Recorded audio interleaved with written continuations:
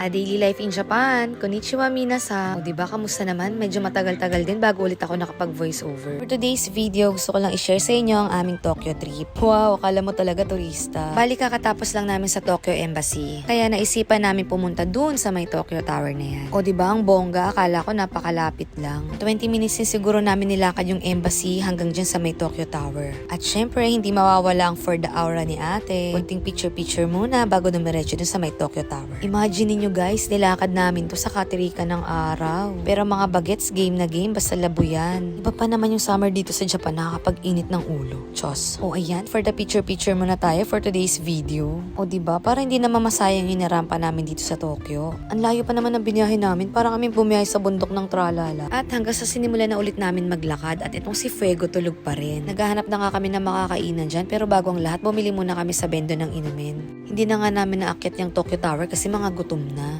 At isa pa, after namin dyan sa Tokyo Tower, diretso rin kami ng Odaiba. Minsan maganda rin talagang pumunta dito sa Tokyo, at least may ibang environment mo. O siya, hanggang dito na lang muna tayo for today's video. Salamat sa inyong panonood. Babush!